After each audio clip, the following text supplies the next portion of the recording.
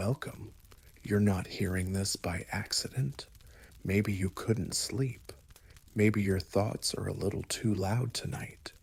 But somehow, you've landed here at Midnight, a quiet space where ancient stories still breathe, where you relax and I tell mythic stories. Tonight's tale is about the death of an empire, not told with anger, not told with fear, but as a soft echo of what ancient myths once warned us about. Because when gods fall silent and fire is no longer sacred, even the strongest nations start to fade. So let's sit together for a while. I'll tell you a story. And if you drift off before it ends, that's okay. Some myths were meant to be finished in dreams. And if you enjoy stories like this, feel free to support the channel with a free subscription. It helps Midnight grow and stay alive. In the ancient kingdom of Lydia, where the river Pactolus ran gold through valleys green with prosperity, there lived a king whose name became synonymous with wealth itself. Croesus, they called him, and to speak his name was to invoke images of treasure rooms that stretched beyond sight, of coins flowing like water, of power measured not in wisdom or love, but in the weight of precious metal. But tonight, as shadows lengthen across his marble palace, Croesus sits alone in his throne room, and the gold that surrounds him catches no warmth from the dying light. The throne beneath him, carved from a single block of ivory and inlaid with enough gems to ransom nations, feels cold against his back. The crown upon his head, heavy with the accumulated wealth of generations, seems to press down not with authority, but with the weight of something that has become meaningless. He remembers the day he first understood his power, not the day he inherited the throne. That was ceremony, ritual, the expected transition from father to son.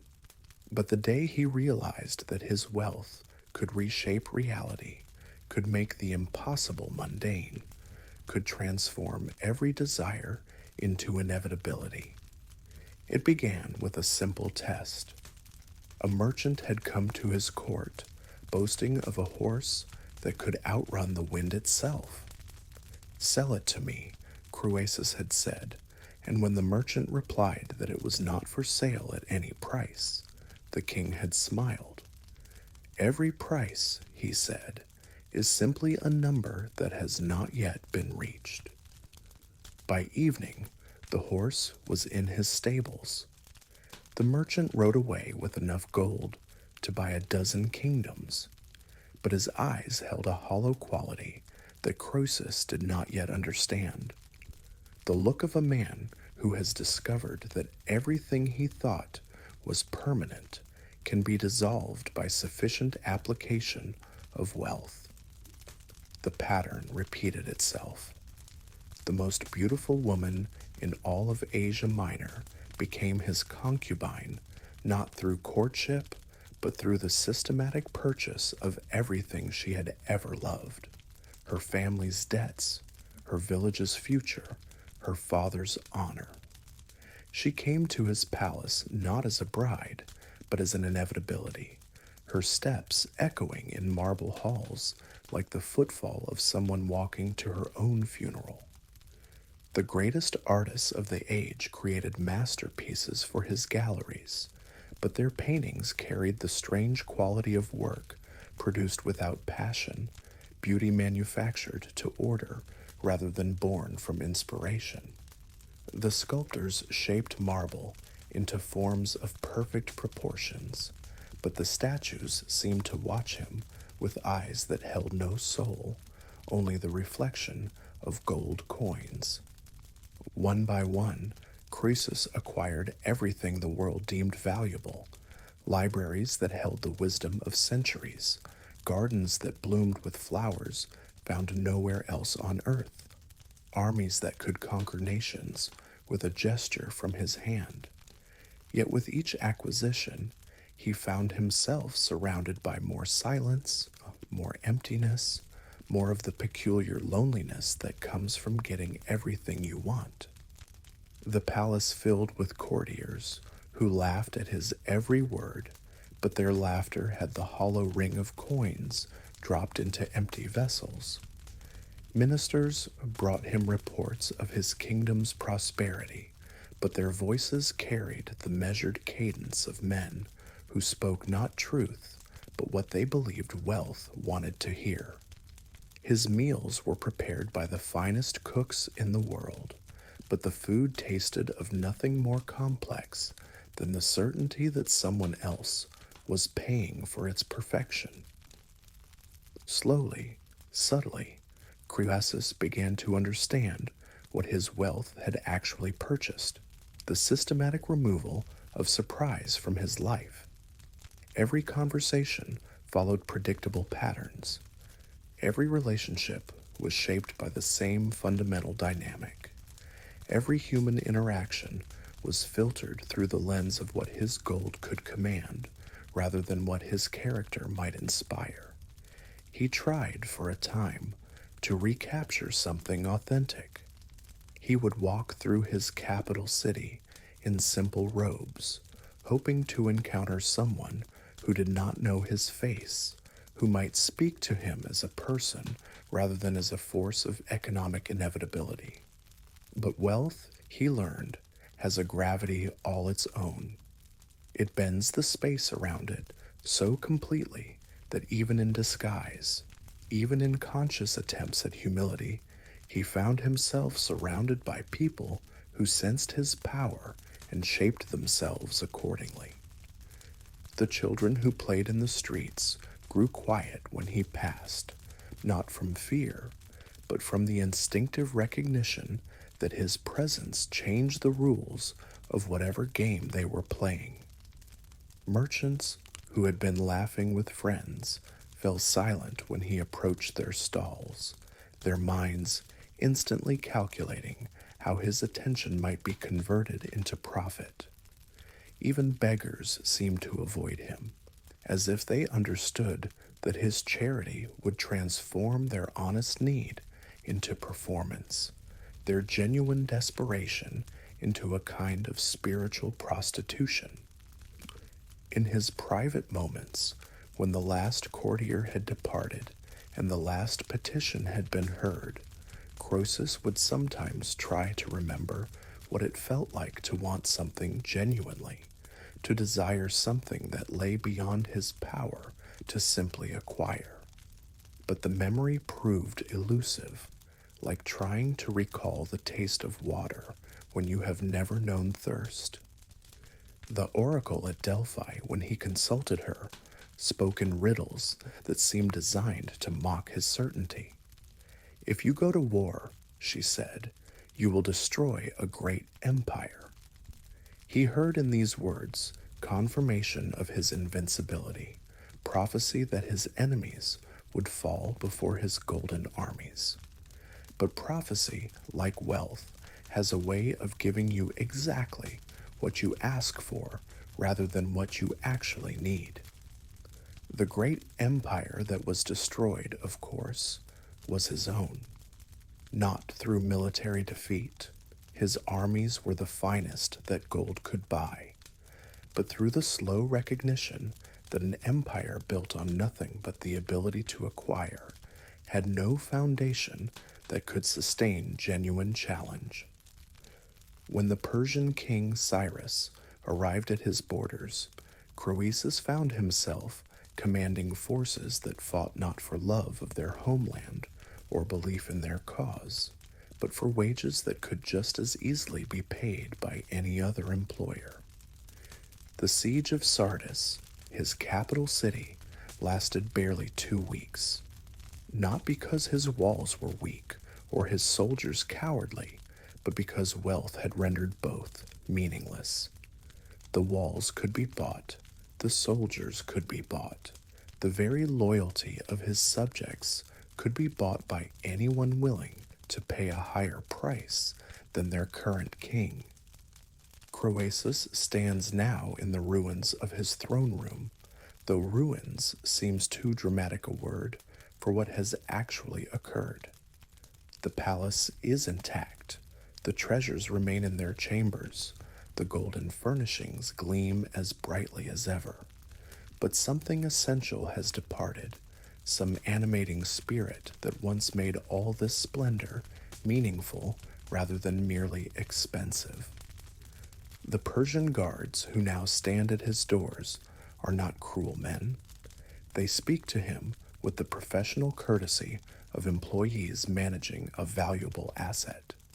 His captivity is comfortable, his needs are met, his person is treated with the respect due to a fallen king.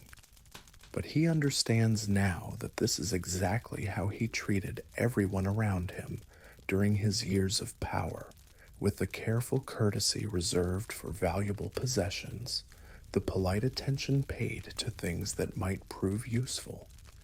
In the small chamber where he now lives, furnished with simple necessities rather than elaborate luxuries, Croesus discovers something that his wealth never allowed him to experience: the strange peace that comes from having nothing left to lose. For the first time in decades, his thoughts are not occupied with acquisition or management or the complex mathematics of desire converted into ownership. He watches the sun set through a window that offers no view of treasures or territories, only the simple play of light on stone, the eternal dance of shadow and illumination that costs nothing and belongs to everyone. And in that light, he begins to remember what it felt like to be human rather than merely wealthy, to exist as something more than the sum of his possessions. But the memory comes too late, like a letter delivered to an address where no one lives anymore. The man who might have appreciated this wisdom, who might have learned from this clarity, was buried long ago beneath layers of gold and years of certainty.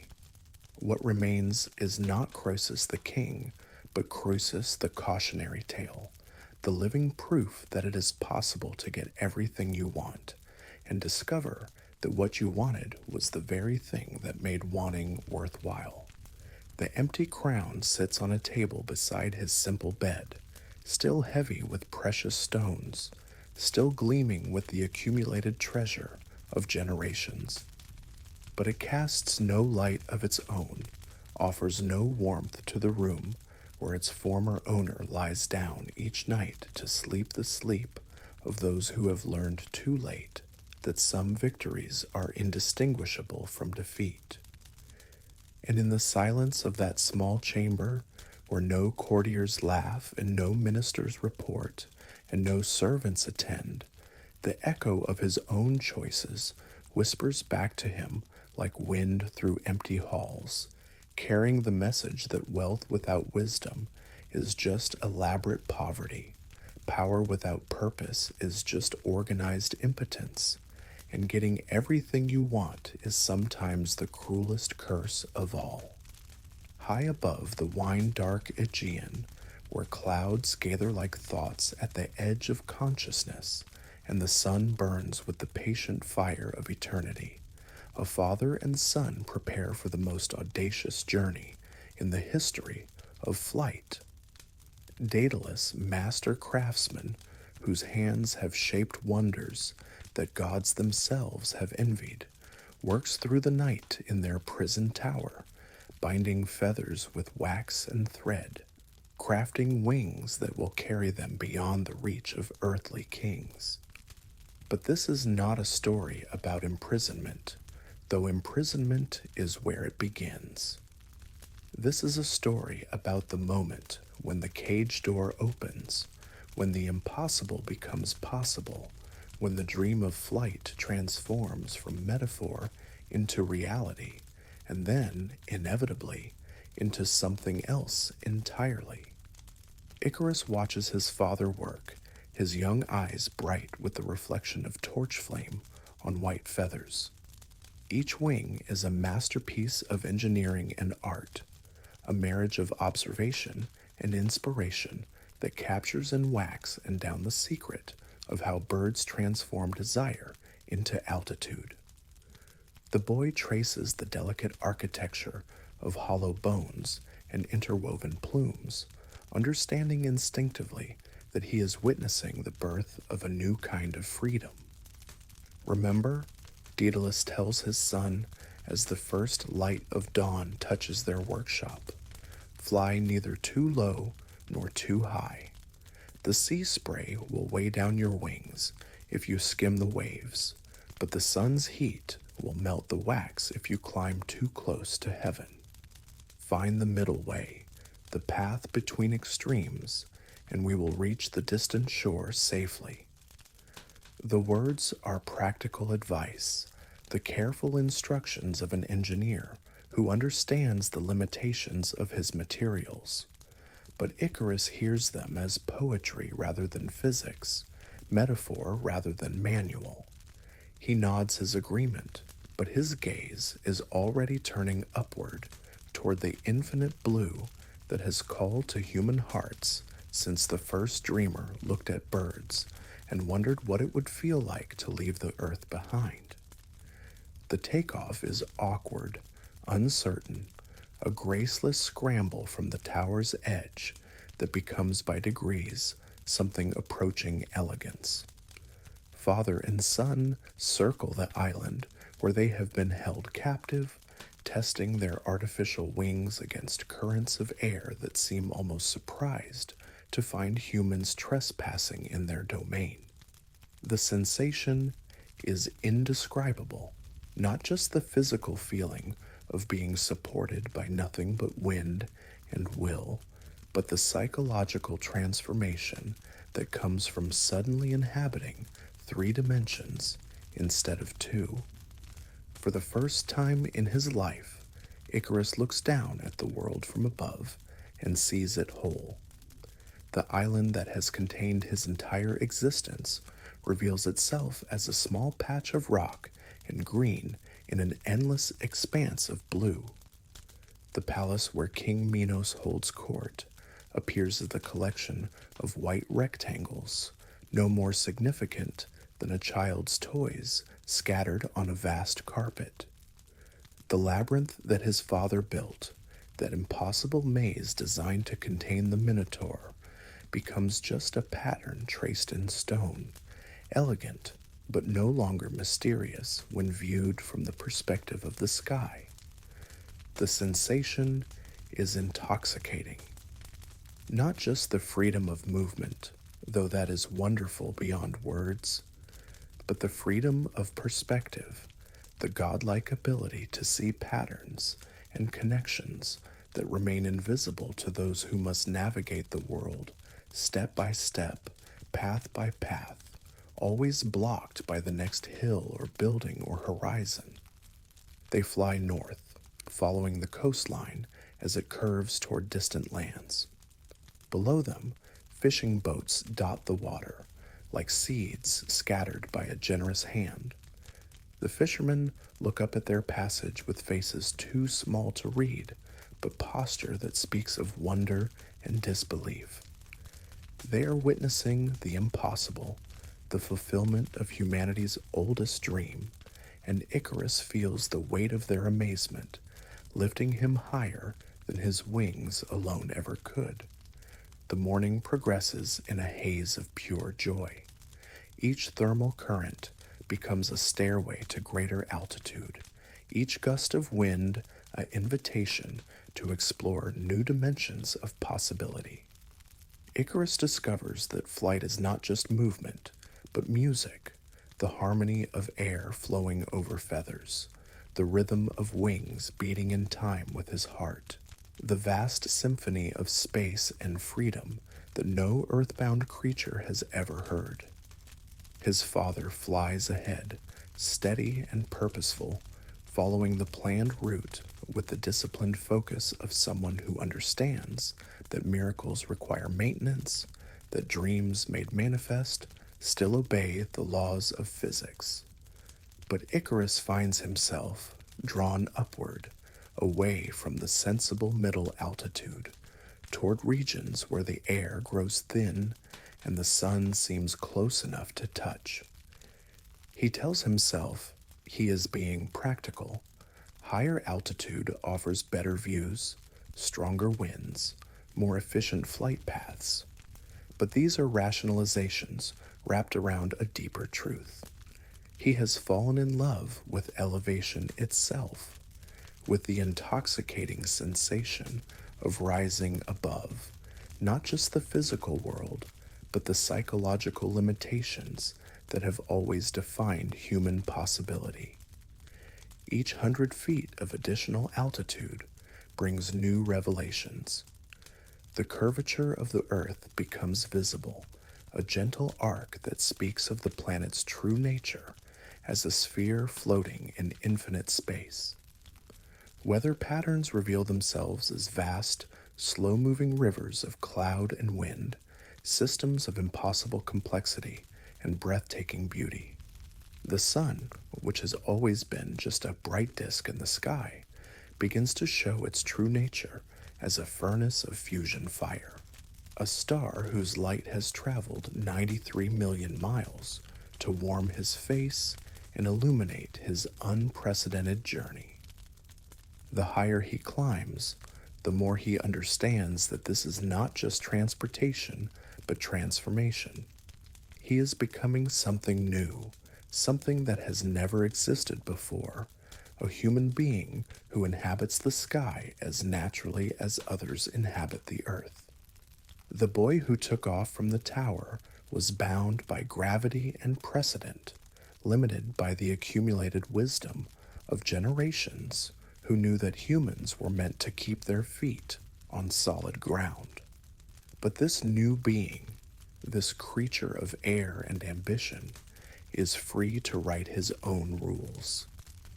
Daedalus calls to him from below, his voice thin in the rarefied air but urgent with parental concern. The gap between them has grown wide, not just in space but in perspective. His father sees only risk, only the growing distance from their planned route, only the dangerous proximity of wax wings to solar fire. But Icarus sees opportunity, sees the chance to push beyond the conservative limits that his father's experience has imposed, sees the possibility of achieving not just escape, but transcendence. The sun grows larger as he climbs, more immediate, more personal. What began as a distant source of light and warmth becomes a presence, an entity that seems to welcome his approach with increasing brightness and heat. He imagines himself as the first human ambassador to the solar court, the pioneer who will establish contact between earth and sky, between mortal limitations and immortal possibility. The wax begins to soften gradually, so subtly that the change is almost imperceptible. At first, it feels like greater flexibility in his wings, improved responsiveness to his movements, enhanced sensitivity to wind and thermal currents. He interprets these sensations as signs of mastery, evidence that he has learned to work with his artificial wings so naturally that they have become extensions of his own body. But the softening continues, accelerates, becomes irreversible. Feathers begin to loosen from their wax matrix, caught by wind currents and scattered like white petals behind his flight path. The carefully engineered structure that his father built with such precision starts to deform under the sun's relentless heat, each degree of temperature rise causing exponential degradation in the bonds that hold wings together. Still he climbs, because stopping now would mean acknowledging that the journey has limits, that dreams must bow to physical reality, that the sky belongs to birds and gods rather than to ambitious humans with hearts full of wax and wonder. He has come too far, risen too high, seen too much of what lies beyond the ordinary world to accept retreat as an option. The moment of final failure arrives not with drama, but with a kind of terrible gentleness. The wings simply stop working, stop providing lift, stop being wings at all. They become instead a collection of loose feathers and melted wax, falling away from his body like a costume that no longer fits. And Icarus, who has spent the morning learning to fly, must now learn something infinitely more difficult: how to fall. The descent is slower than it seems it should be, stretched out by the same thin air that made his climb so effortless. He has time to think, time to observe, time to understand what is happening to him with the crystalline clarity that sometimes comes in moments of absolute crisis. He is not angry at the sun for being too hot, or at the wax for being too weak, or at his father for not building better wings. He understands that he has encountered not betrayal, but simple physics, not divine punishment, but natural consequence.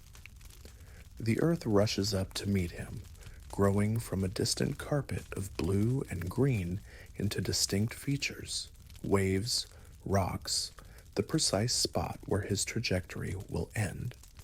He has time to notice that the water is beautiful, that the light playing on its surface creates patterns more intricate than any human art, that even failure can be surrounded by beauty if you maintain the perspective to see it. In his final moments of flight, Icarus experiences something that almost compensates for the impending tragedy: the understanding that he has been the first human to see the world as gods see it, to experience the intoxication of unlimited perspective, to push beyond the boundaries that have always defined human possibility. He has flown too close to the sun, not from foolishness, but from the deepest human impulse, the refusal to accept that some dreams are too large for the dreamers who dream them. The splash, when it comes, is hardly audible above the sound of waves against rock. The sea accepts him with the same indifference it shows to rain and wind and all the other things that fall from sky to water. But the ripples spread outward in perfect circles, carrying the news of his passage from earth to heaven and back again, proof that something unprecedented has occurred in the space between dream and reality.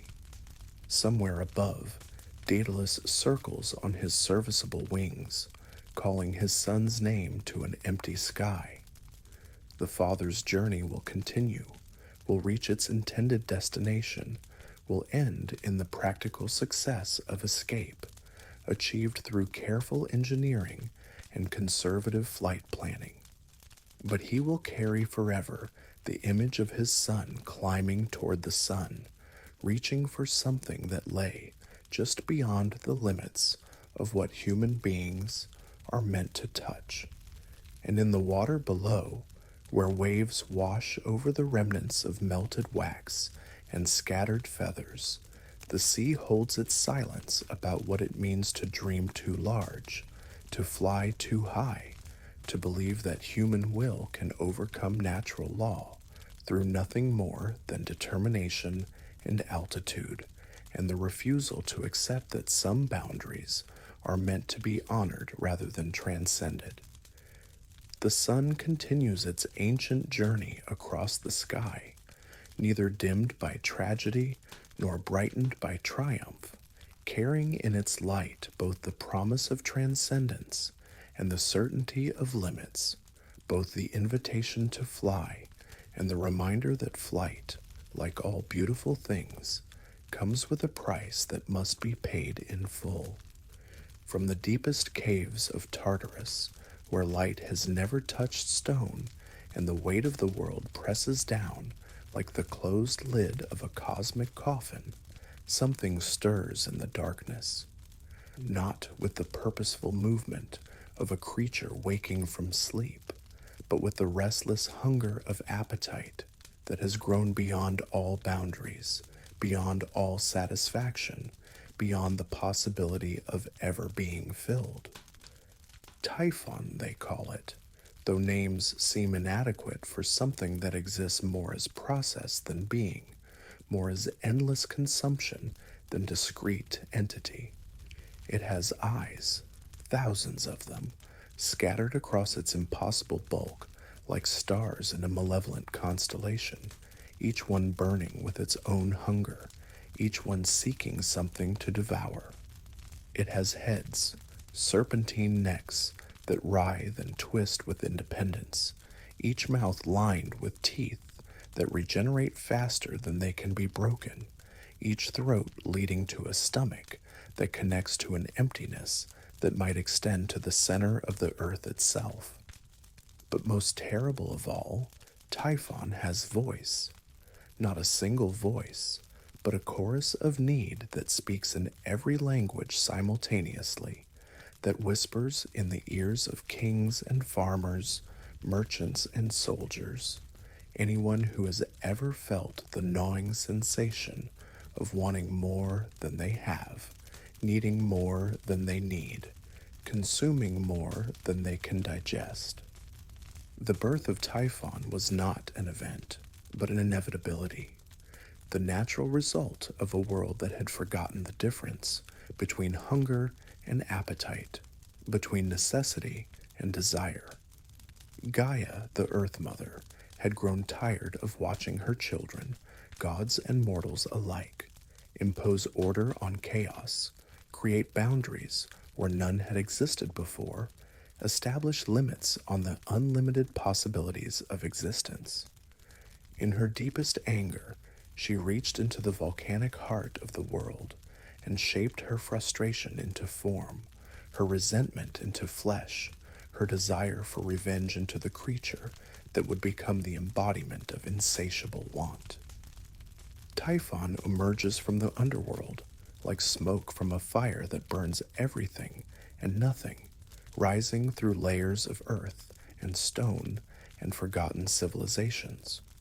Where it passes, the very ground changes character, becomes hungry itself, begins to absorb rather than support, to consume rather than nourish. Plants wither not from drought or disease, but from the earth's sudden need to feed on their roots. Rivers change course to flow toward the creature's presence, as if water itself recognizes a greater thirst than any drought could create. The first villages to encounter Typhon are not destroyed in any conventional sense. They are absorbed, incorporated, digested so completely that even their names disappear from memory. Not through violence, but through a kind of gravitational pull that draws everything, people, animals, buildings, traditions, stories, dreams, into the creature's endless need for more. The villagers simply wake one morning to find themselves walking toward the monster, not from compulsion, but from the growing sense that their lives lack something essential, something that surely exists just beyond the next hill, just past the next horizon, just inside the mouth of the creature that promises to fill every emptiness they have ever felt. As Typhon grows, feeding on entire communities, its nature becomes clearer. It is not evil in any moral sense, not driven by hatred or malice or desire for revenge. It is simply hungry with a hunger that cannot be satisfied because it grows faster than it can be fed, because each act of consumption increases capacity rather than providing fulfillment. Like a cosmic eating disorder, it consumes not for nutrition, but for the sensation of consuming, not to fill emptiness, but to create more sophisticated forms of emptiness that require ever more elaborate acts of consumption to temporarily address. Cities begin to change their character as Typhon's influence spreads across the landscape like an invisible tide. Markets that once traded in necessities, bread, olive oil, wool for clothing, begin to offer increasingly exotic goods, items whose value lies not in their utility, but in their rarity, their distance from ordinary need. Merchants discover that the most profitable goods are those that create new forms of want, rather than satisfying existing requirements. The wealthy compete not for security or comfort, which can be achieved with relatively modest resources, but for uniqueness, for possession of things that no one else can have. They commission artisans to create objects whose only purpose is to demonstrate wealth, whose beauty lies not in harmony or proportion, but in the sheer excess of resources required to create them. Gardens that bloom with flowers brought from the ends of the earth, each blossom costing more than a farmer's annual income. Banquets that feature dishes prepared from ingredients so rare that their consumption represents the extinction of entire species. But the hunger spreads beyond the wealthy, becomes democratized, touches every level of society. Farmers who once grew food begin to grow crops that serve no nutritional purpose, plants whose only value lies in their ability to be converted into currency that can be exchanged for other unnecessary things. Craftsmen abandon the creation of useful objects in favor of decorative items that satisfy no need except the need to possess something that others do not have. Typhon does not appear directly in these transformations. It remains largely invisible, manifesting not as a creature, but as a change in the atmosphere, a shift in the quality of desire itself. People begin to experience a persistent dissatisfaction that no amount of acquisition can address, a sense that their lives are missing something crucial that can surely be purchased, conquered, consumed if only they can identify it and obtain it. The monster feeds on this dissatisfaction, grows stronger with each act of consumption that fails to provide lasting satisfaction.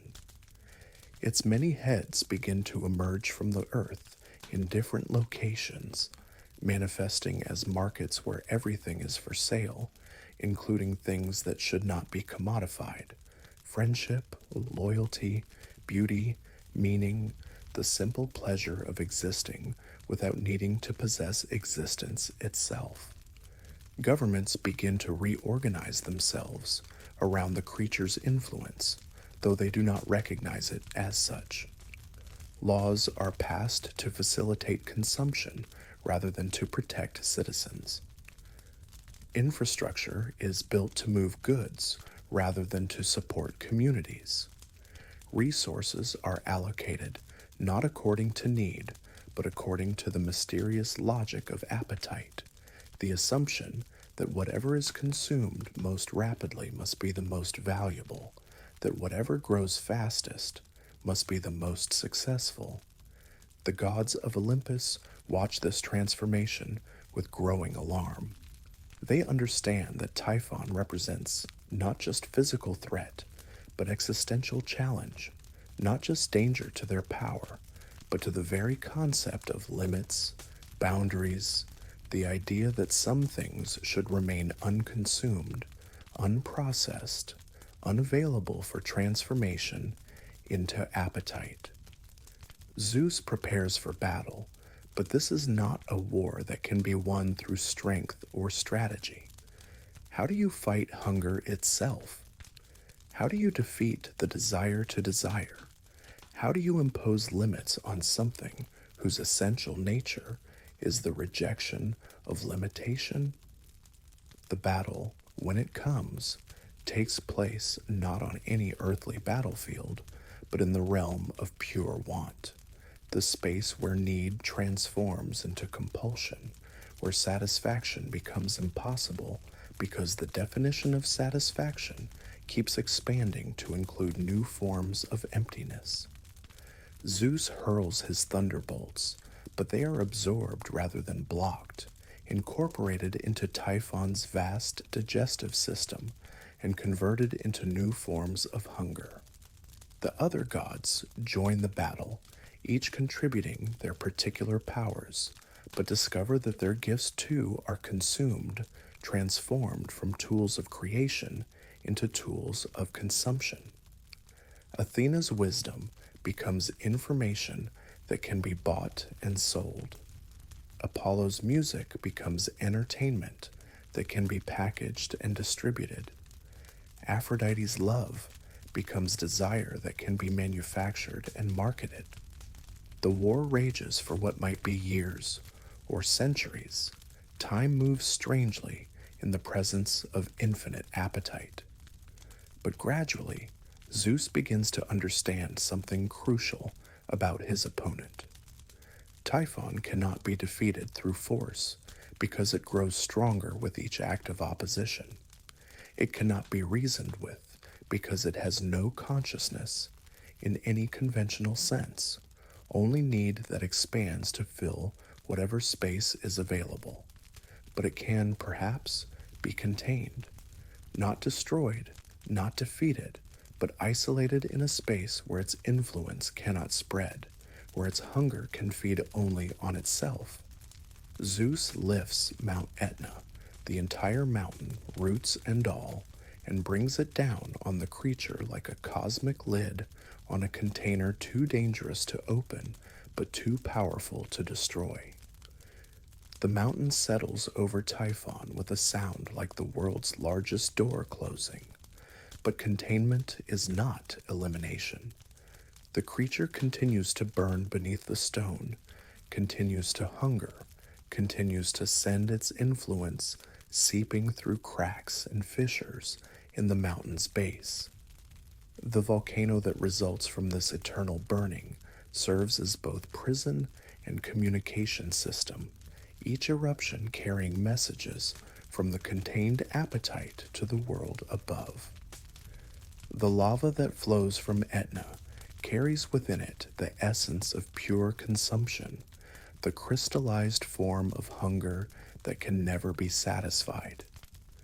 Where it cools and hardens, the ground becomes fertile with a fertility that demands constant feeding, constant growth, constant expansion beyond any natural boundary.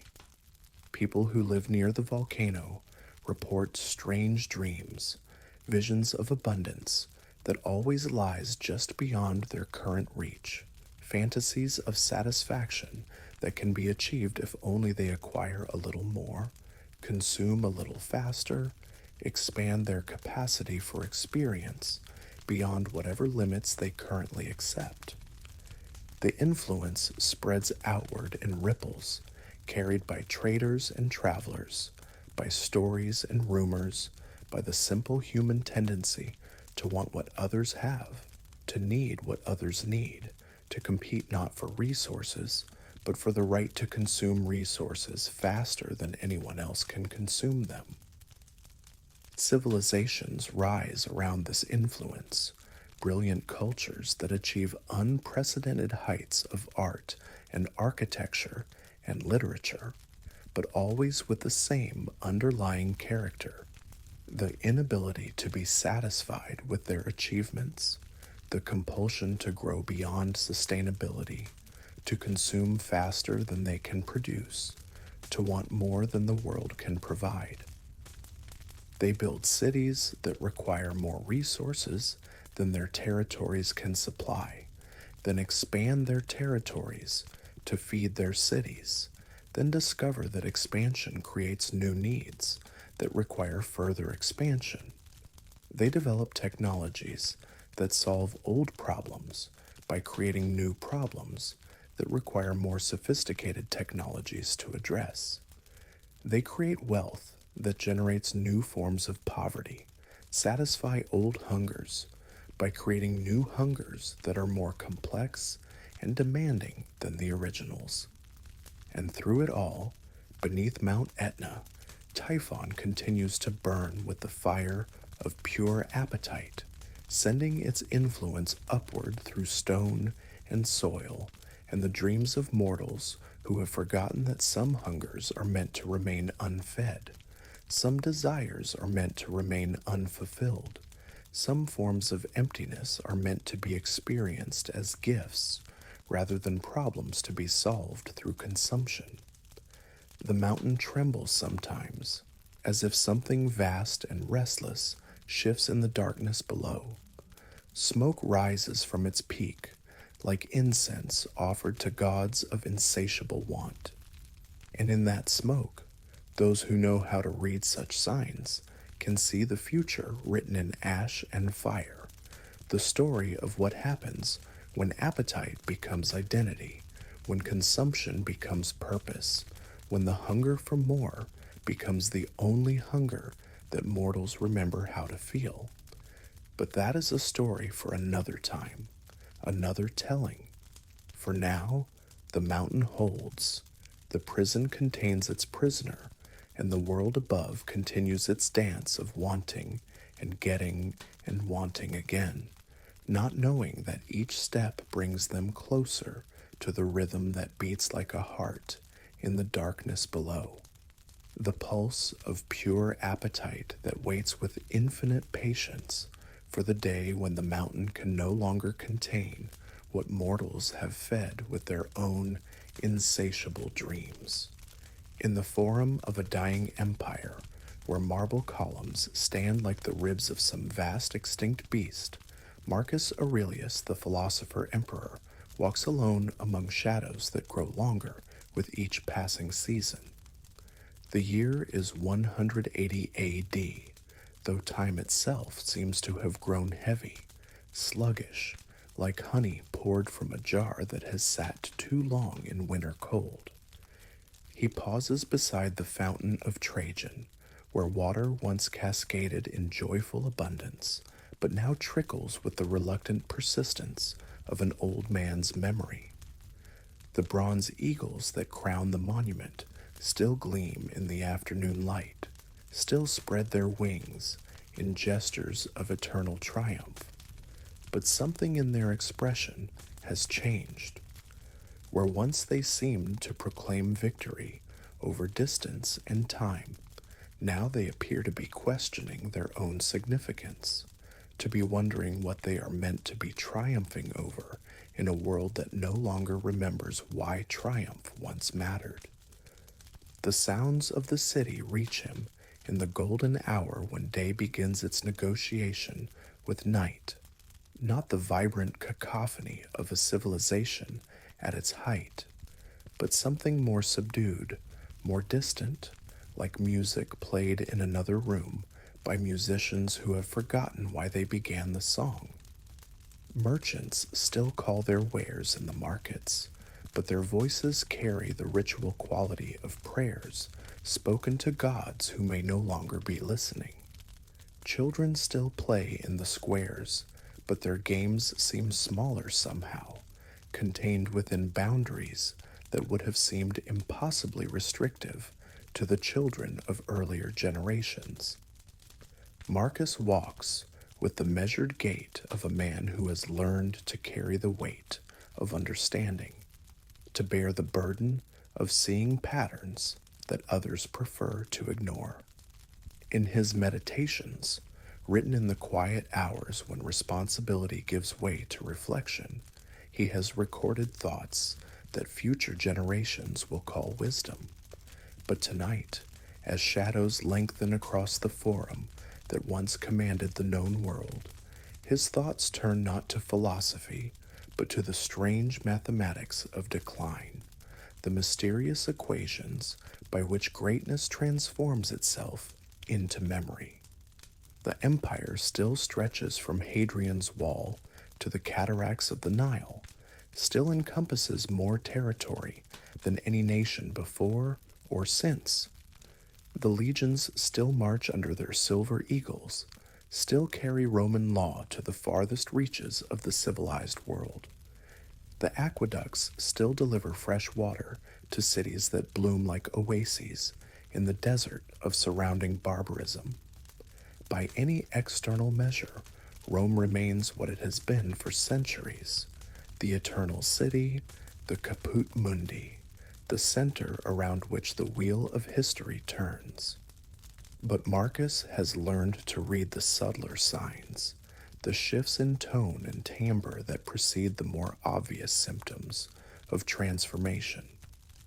The way conversations in the Senate have changed from debates about expansion to discussions of consolidation, from plans for conquest to strategies for maintenance. The way the army increasingly recruits not from citizens who serve for glory, but from foreigners who serve for pay, professionals who fight competently, but without the passionate investment that once made Roman soldiers feel invincible. The way the provinces, once eager to be incorporated into the imperial system, now seem content with local arrangements, regional solutions, the kind of small-scale governance that suggests they no longer see Rome as the inevitable center of their political imagination. The way trade routes that once carried goods from the ends of the earth now focus on shorter distances, more practical exchanges, commerce that serves immediate needs rather than contributing to the grand project of universal civilization. Most troubling of all, the way Rome itself has begun to change character, to become something different from what it was designed to be. The forum where Marcus walks was built as a space for citizens to gather, to debate, to participate in the collective work of self-governance. But the citizens have been gradually replaced by subjects, people who wait for decisions to be made rather than participating in making them, who consume the benefits of civilization rather than contributing to its creation. The transformation is not dramatic, not sudden, not the kind of obvious decline that historians will later find easy to date and analyze. It is more like the change of seasons, so gradual that each day seems identical to the last, but so cumulative that looking back over months or years reveals a landscape transformed beyond recognition. Marcus remembers stories his tutors told him of the early republic, when Roman virtue was measured not by wealth or position, but by willingness to sacrifice personal comfort for the common good. Citizens who left their plows to serve as dictators, who wielded absolute power just long enough to address the crisis that required it, then returned to their farms without nostalgia for the authority they had relinquished. Those stories now feel like myths, tales from a different world, populated by a different species of human being. The Romans of his own time are not worse people. They are not more selfish or cruel or ignorant than their ancestors. But they are different people, shaped by different incentives, motivated by different possibilities, citizens of an empire rather than a republic, inheritors of greatness rather than creators of it. The wealth that flows into Rome from conquered territories has made individual initiative less necessary. Why struggle to build something when you can purchase something better built by someone else? Why develop local solutions when imperial resources can solve problems more efficiently? Why maintain the habits of self-reliance when specialization and trade can provide everything needed for comfortable living? The peace that Roman power has imposed on the Mediterranean world has made martial virtues seem obsolete. Why train for war when professional soldiers can handle any conceivable threat? Why develop the disciplines of citizenship when competent administrators can manage public affairs more expertly than amateurs? Why participate in governance when the emperor and his advisors clearly understand complex issues better than ordinary citizens could hope to. The efficiency of imperial systems has made local knowledge seem parochial. Traditional methods appear primitive. Customary ways of doing things look unnecessarily difficult. Why preserve old skills when new technologies can accomplish the same tasks more quickly? Why maintain regional differences when universal standards can create greater consistency? Why celebrate diverse approaches to common problems when tested methods can guarantee predictable results? Each change, considered individually, represents improvement. Each adaptation serves rational purposes. Each modification of traditional practices responds to real needs and genuine opportunities. But cumulatively, incrementally, the changes transform the essential character of Roman civilization, replacing a culture of active citizenship with a culture of comfortable consumption, a society of participants with a society of spectators. Marcus understands that this transformation cannot be reversed through legislation or exhortation, cannot be undone by appeals to virtue or reminders of past glory. It is the natural result of success itself, the inevitable consequence of achieving goals that were never designed to be permanent achievements. Rome set out to bring peace and prosperity to the Mediterranean world, and it has succeeded so completely that the virtues required for that success are no longer necessary for maintaining its benefits. The empire has become a machine that runs itself, a system so sophisticated that it no longer requires the conscious participation of its citizens to function effectively. And in that success, Marcus recognizes the seeds of eventual failure, not dramatic collapse, but gradual irrelevance, the slow transformation of a living civilization into a historical artifact. He thinks of Icarus, flying too close to the sun, not from arrogance, but from the intoxication of flight itself, from the inability to recognize that the same impulses that enable transcendence can ultimately cause destruction. Rome has flown higher and farther than any civilization before it, has achieved a kind of political and cultural transcendence that seemed impossible to earlier generations. But transcendence, like wax wings, may have built-in limitations that become apparent only when you have already flown too far to change course safely. As full darkness settles over the Forum, Marcus makes his way back to the palace, past monuments that celebrate victories won by men whose names are carved in stone, but whose motivations are increasingly difficult for their descendants to understand. The eagles still spread their wings in eternal bronze triumph, still proclaim the greatness of Rome to an empire that stretches beyond the horizon. But in the growing darkness, the shadows they cast seem longer, deeper, more permanent than the light that creates them. And in those shadows, the future waits with the patience of history itself, ready to transform today's triumphant eagles into tomorrow's puzzling artifacts, today's eternal empire into tomorrow's cautionary tale about the strange mathematics by which success transforms itself into its opposite. The echoes of empire spread outward through time like ripples on a pond, carrying forward both the memory of achievement and the warning of what achievement can become when it outlasts the conditions that made it possible. And somewhere in those echoes, in that strange space between past and future, other civilizations will someday hear their own voices calling back to them across the centuries, reminding them that every golden age casts shadows that grow longer as the sun begins to set.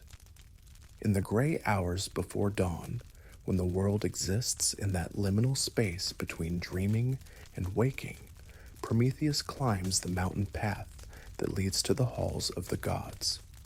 His footsteps echo against stone worn smooth by centuries of divine passage, each step carrying him higher above the mortal realm and closer to the theft that will transform the relationship between heaven and earth forever. But this is not the Prometheus of later stories, not the defiant rebel or noble martyr that poets will celebrate in ages to come. This is Prometheus the Titan, the forward thinker, whose name means the one who sees before, and what he sees in the clarity of pre-dawn darkness is a vision of human potential that fills him with equal measures of hope and sorrow. Below in the valleys, mortal communities so huddle around fires that gutter and threaten to die with each gust of wind. These are not the confident flames of a people who understand fire's mysteries, but the desperate flickering of beings who have learned to treasure each ember, to guard each spark, to treat flame as a precious gift that might be withdrawn without warning or explanation. They have not stolen fire. They have been given it in small measures by gods who dispense illumination and warmth according to their own inscrutable purposes. A lightning strike that kindles dry grass, a volcanic eruption that provides coals for the taking, always accidental, always temporary, always dependent on divine whim rather than human knowledge. Prometheus watches them from his elevated perspective and sees not just what they are, but what they could become. In his vision, humans gather around fires they have kindled themselves, flames that burn not by divine permission, but by human understanding of the principles that transform fuel into light, cold into warmth, darkness into the golden illumination that makes civilization possible. He sees them using fire not just for survival, but for creation. Forges that shape metal into tools that extend human capability beyond the limitations of flesh and bone. Kilns that transform clay into vessels that can hold water, oil, grain, the basic technologies that allow surplus, storage, the accumulation of resources that make specialization possible. Hearths that become the centers of homes, gathering places where stories are told and knowledge is passed from generation to generation. But most importantly, he sees fire as symbol as well as tool, flame as metaphor as well as physical phenomenon. The spark of divine knowledge burning in human consciousness, the light of understanding that illuminates not just the immediate surroundings, but the deeper patterns that govern reality itself. Fire as the element that represents the transition from accepting the world as given to understanding it as malleable, from experiencing reality as fixed to recognizing it as responsive to intelligent intervention. The gods' halls are almost empty at this hour, their inhabitants occupied with the complex business of managing cosmic forces, maintaining the delicate balances that keep stars in their courses and seasons in their proper sequence. Prometheus moves through corridors of crystallized light, past chambers where divine music plays itself to empty rooms, between pillars that support not just the architecture of heaven, but the fundamental structures of existence itself. In the central hall, where Zeus keeps the sacred fire that burns with the essence of pure knowledge, Prometheus pauses. The flame dances in its golden brazier, neither consuming its fuel nor requiring replenishment, sustained by the same cosmic principles that maintain the sun in its daily journey across the sky. This is not ordinary fire, but fire perfected, fire that embodies the Platonic ideal of combustion, the template from which all earthly flames are imperfect copies. To steal this fire is not simply theft, but revolution, not just crime, but cosmic transformation. It means breaking the fundamental boundary between divine and mortal, between those who know and those who can only hope to be taught, between creators and created. It means giving mortals access to the same forces that gods use to shape reality, the same principles that govern the universe itself. Prometheus understands the consequences. Zeus will not forgive this transgression, will not treat it as a minor rebellion that can be addressed through punishment and reconciliation. This is an attack on the cosmic order itself, a challenge to the assumption that some knowledge belongs permanently to the realm of divinity, that some powers should never be shared with beings who might use them unwisely. But in the valleys below, humans continue to shiver around their guttering fires, continue to live at the mercy of forces they cannot predict or control, continue to exist as subjects rather than participants in the cosmic drama of existence. And Prometheus, whose nature is to see what could be rather than accepting what is, reaches into the sacred flame and grasps a portion of its essence. The fire does not burn his Titan flesh, but it transforms him in ways that go beyond physical sensation. As the divine flame enters his being, he becomes the first immortal to carry mortal fire, the first god to embody the principle that knowledge shared multiplies rather than diminishes, that light given freely illuminates more than light hoarded for exclusive use. The journey down the mountain takes longer than the climb up, not because the path is more difficult, but because each step carries greater weight. Prometheus is no longer just himself, but the bearer of humanity's future, the carrier of the spark that will kindle not just material fires, but the flame of consciousness itself, the light of understanding that will illuminate human potential for achievement and disaster in equal measure. The first human settlement he approaches shows no signs of his coming. Families sleep in shelters that provide minimal protection from wind and weather, their precious fires banked with ashes that will hopefully preserve coals until morning, when the daily work of survival can begin again. They have learned to live with scarcity, to make the most of limited resources, to find contentment within boundaries imposed by circumstances beyond their control.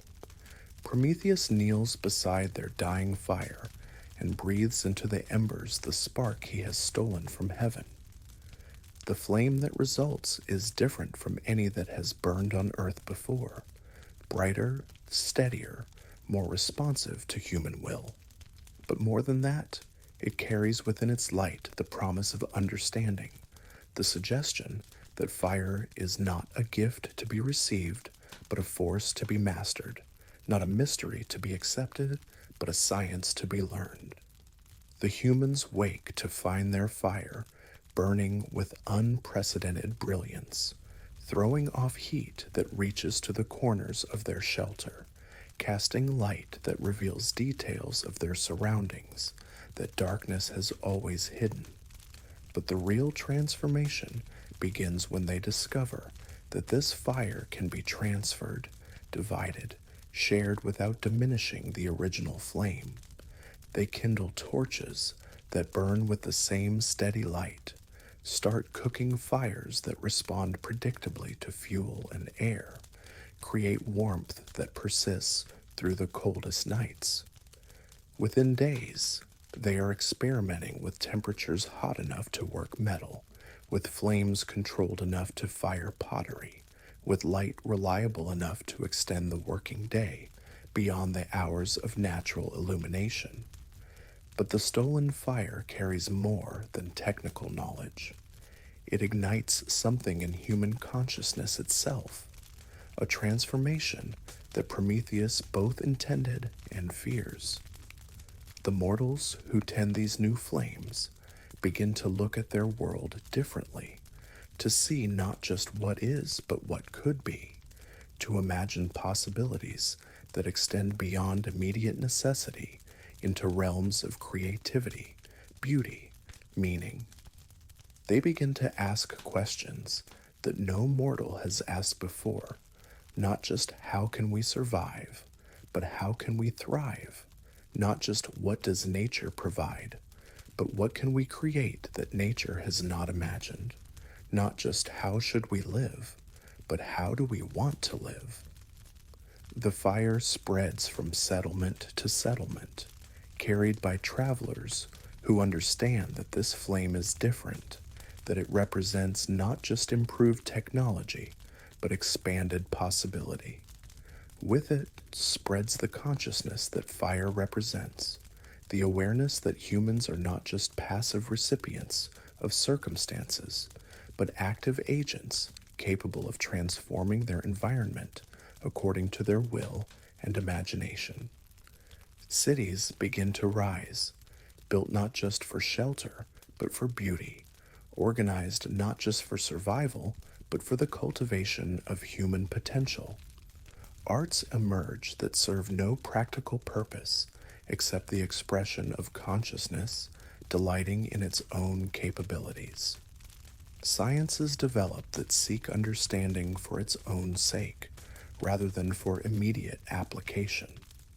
Philosophies arise that ask fundamental questions about existence, meaning the nature of reality itself.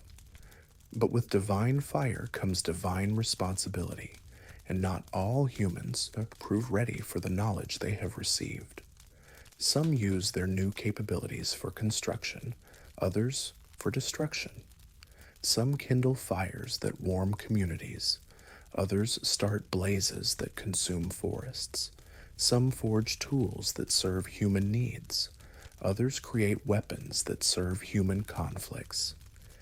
The same fire that enables the creation of beauty also makes possible the development of more sophisticated forms of cruelty. The same knowledge that allows humans to heal disease also provides them with more effective means of causing suffering. The same understanding that liberates them from natural limitations also empowers them to impose artificial limitations on each other.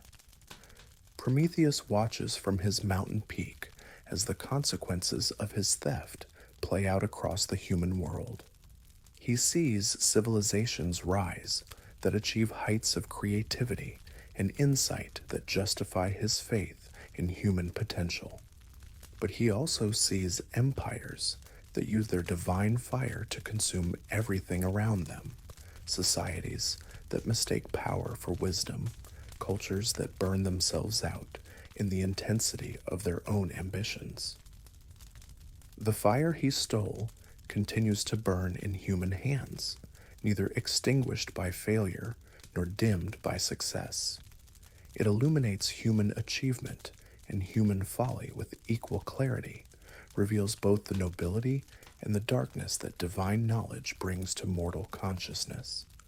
It burns in laboratories where scientists unlock the secrets of the universe, and in workshops where engineers build machines of unprecedented complexity and destructive capability. Most troubling of all, Prometheus begins to see signs that humans are forgetting the sacred nature of the fire they carry, beginning to treat it as their own invention rather than as a gift stolen from the gods. They lose the reverence that appropriate handling of divine power requires, develop the casual confidence that comes from familiarity with forces they do not fully understand. Some begin to believe that they have surpassed the gods who originally possessed this fire, that their technical mastery makes them superior to the beings from whom their knowledge was originally stolen. They forget that they are carrying a flame that does not belong to them, that their power derives from a source beyond human comprehension, that their capabilities come with responsibilities they may not be prepared to honor. And in that forgetting, Prometheus sees the beginning of a different kind of tragedy. Not the tragedy of fire withheld, but the tragedy of fire misused. Not the darkness that comes from lacking divine knowledge, but the blindness that comes from possessing it without wisdom, from wielding cosmic power without cosmic perspective. The stolen fire burns on, eternal and dangerous, illuminating human possibility and human limitation with the same unwavering light.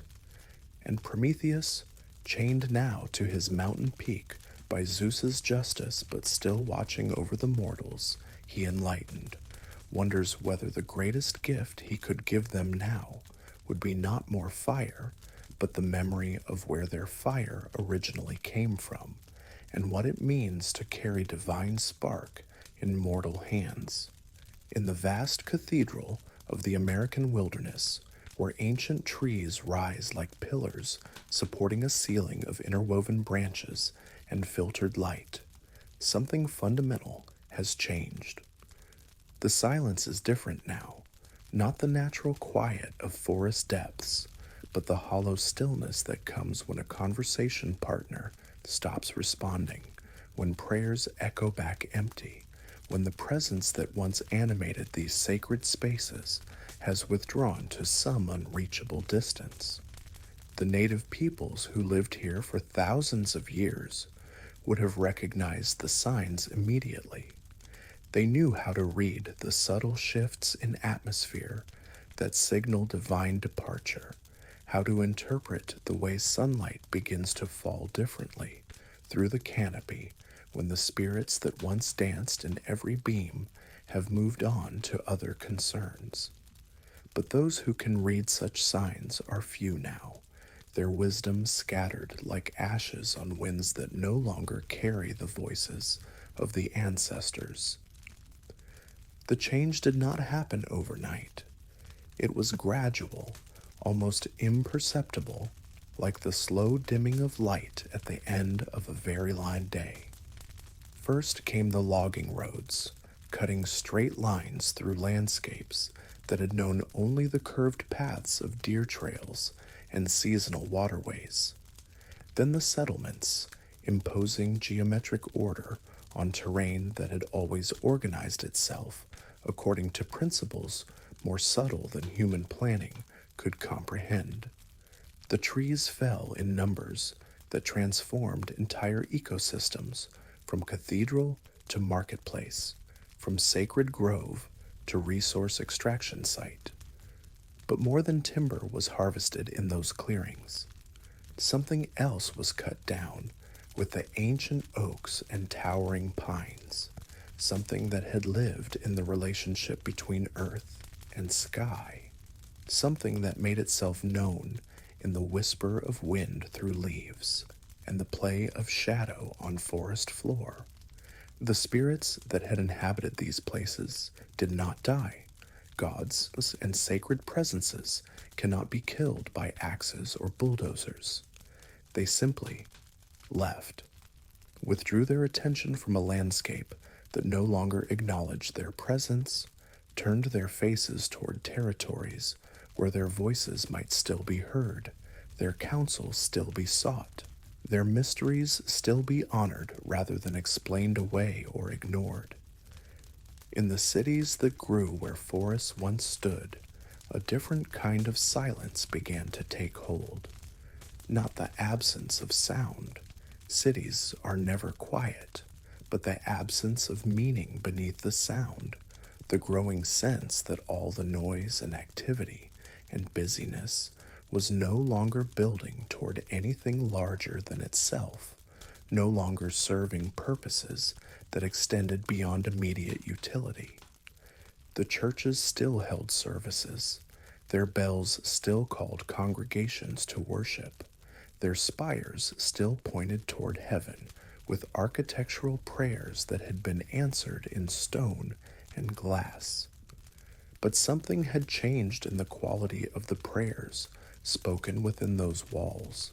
Something had shifted in the relationship between human need and divine response. The prayers began to sound different, less like conversations with an intimate presence, and more like messages left on an answering machine that might or might not be checked. The hymns carried the same melodies, but the voices singing them seemed to be performing for each other rather than offering music to ears that heard from beyond the visible world.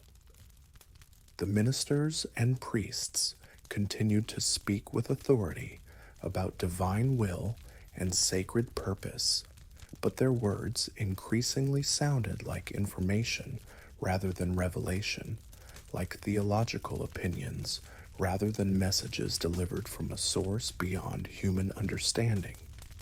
They preached about God as if describing a character in a book they had read many times but had never actually met. In the houses of government, where decisions were made that affected millions of lives, the change was equally subtle and equally profound. The language of divine guidance gradually disappeared from political discourse, replaced by the vocabulary of polling data and focus groups, expert analysis, and statistical modeling. Leaders stopped claiming to pray for wisdom and started claiming to follow science, stopped asking what God required of them, and started asking what their constituents demanded from them. This was not necessarily corruption or moral decline, though it was often interpreted that way by those who longed for more obvious forms of divine presence. It was more like the slow adaptation of human institutions to a world where the divine had grown more distant, less immediately available, less willing to provide clear guidance for the complex questions that modern civilization generated faster than ancient wisdom could address them. The sacred rituals continued, but they began to feel more like historical reenactments than living ceremonies. Holidays that had once marked the intersection of human time with cosmic time became occasions for consumption rather than contemplation, for entertainment rather than transformation. The symbols remained the same, but they pointed toward nothing beyond themselves, carried no freight of meaning that connected the temporal concerns with eternal purposes. In the academic institutions, where knowledge was pursued and transmitted, the change manifested as a gradual shift from wisdom seeking to information processing. Universities that had been founded to explore the deepest questions of existence became centers for developing technical expertise, for solving practical problems, for advancing human capability rather than understanding human purpose. The questions that had once driven scholarly inquiry: what does it mean to live a good life? What is the nature of truth? How should human beings relate to the cosmos that contains them? Began to seem naive, unanswerable, irrelevant to the real work of education. Students came not to be transformed by contact with eternal mysteries, but to be equipped with skills that would enable them to function effectively in a world where mystery had been replaced by data, where wonder had been superseded by analysis. The sleeping God did not announce its departure with dramatic signs or portents. There were no earthquakes that toppled altars, no eclipses that darkened holy days, No voices from burning bushes commanding attention to divine displeasure. The withdrawal was quieter, more polite, like a guest who realizes they are no longer welcome at a party and simply slips away without saying goodbye. But those who knew how to listen began to notice the absence in small details. The way sunrise looked less like a daily miracle and more like a predictable celestial event. The way flowers bloomed with perfect efficiency but somehow less joy. The way rivers flowed according to their natural courses, but no longer seemed to be flowing toward any destination that mattered beyond the mechanical completion of the water cycle. Children born into this world adapted to the absence without consciously recognizing what was missing. They learned to find meaning in entertainment, purpose in achievement, connection in technology, transcendence in experiences that could be purchased and consumed. They were not unhappy, not obviously deprived, not aware that their lives lacked anything that previous generations had possessed.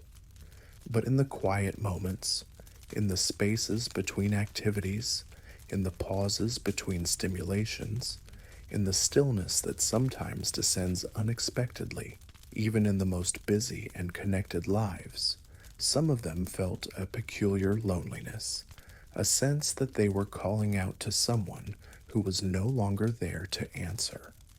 The sleeping god dreamed now of other times and places, of civilizations that had not yet learned to explain away mystery, of peoples who still remembered how to listen for voices that spoke in frequencies beyond ordinary hearing.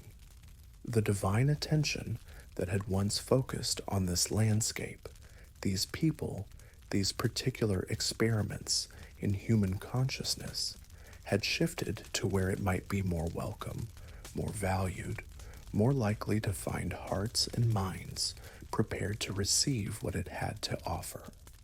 But sleep is not death, and withdrawal is not abandonment. In the deepest levels of divine dreaming, threads of connection remained, thin as spider silk, but strong as hope, waiting for the time when the noise would quiet enough for whispers to be heard again, when the rushing toward the future would slow enough for presence to be noticed again, when the hunger for transcendence would grow strong enough to call back what had been inadvertently dismissed. The forests grew back sometimes in the spaces humans had finished using. The silence settled deeper into those regenerated places, pregnant with possibility, heavy with patient waiting. And sometimes, if you knew how to walk quietly enough, how to listen with more than your ears, how to see with more than your eyes, you could almost sense something stirring in that silence, something beginning to consider whether it might be time to wake from the long dream of withdrawal and speak again to hearts that had remembered how to hear. The sleeping god turns in its vast slumber, and somewhere in that turning, the first light of a new dawn catches the edge of ancient mountains, touches the surface of still waters, falls like blessing on those who have learned to wait in hope for the return of what they did not know they had lost, until the silence taught them what sound used to mean. And so we find ourselves here, at the place where stories meet silence, where ancient voices fade into the modern quiet, where myths whisper their final warnings to those who still remember how to listen with more than their ears. The Golden King sits in his empty palace, surrounded by wealth that cannot love him back. The wax-winged boy falls through air that has forgotten how to catch dreamers who fly too close to the sun. The hungry giant sleeps beneath its mountain, sending up occasional smoke signals that remind the world above what appetite looks like when it grows larger than the body that contains it. These are not stories with endings, because the patterns they describe have no endings. They are melodies that play on repeat, variations on eternal themes, songs that each generation must learn to sing in its own voice, while hoping not to forget the original tune. In the growing darkness of this particular evening, as shadows lengthen across landscapes, both mythical and geographical, we can almost hear the echoes of other stories waiting to be told. The sound of empires practicing their final speeches, the whisper of gods packing for departures they hope might be temporary, the soft rustle of citizens who have forgotten how to be citizens, learning to be something else instead. But perhaps, and here we must speak very quietly, because hope frightens easily and scares away even more easily than it comes, perhaps that is not where these stories end. Perhaps the myths that seem to describe endings are actually describing transitions, transformations, the painful but necessary process by which one form of greatness gives way to another. Maybe the Golden King learns to take off his magic gloves before it's too late. Maybe Icarus discovers how to fly at sustainable altitudes. Maybe the hungry beast beneath the mountain dreams itself into something that can be satisfied with enough rather than more. Maybe empires learn how to age gracefully instead of collapsing dramatically. Maybe gods find new ways to speak to children who have grown too sophisticated for the old languages, but not too wise to need divine guidance.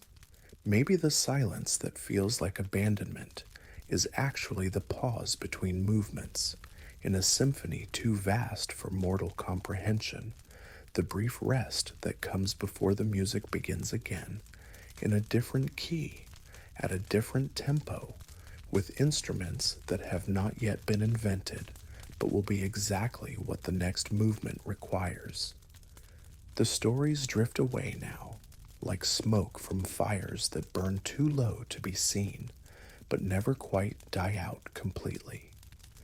They settle into the corners of consciousness, where myths go to wait for the times when they will be needed again, when new voices will discover old truths, when ancient wisdom will find fresh words to express eternal patterns.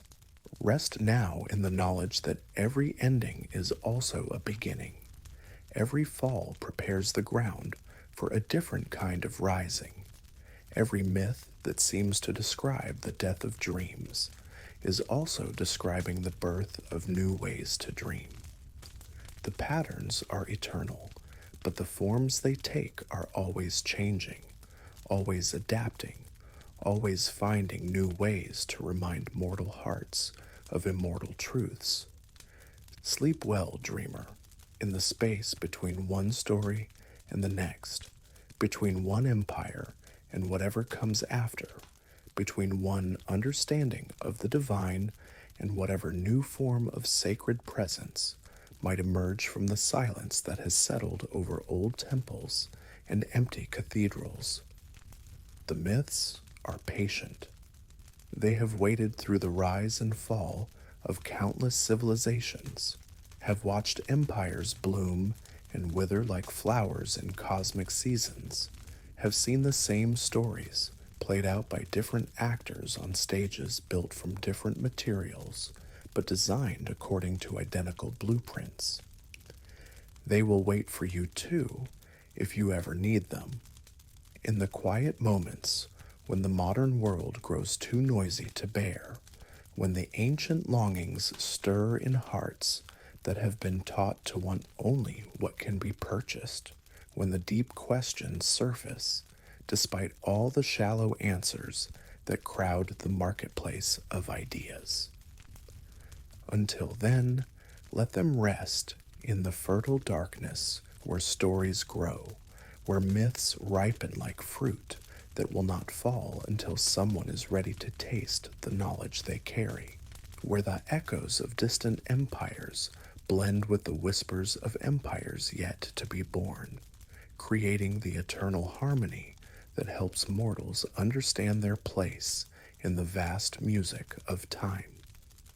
The death of America, like the death of every civilization, is not an event, but a process, not a catastrophe, but a transformation, not an ending, but a change of form.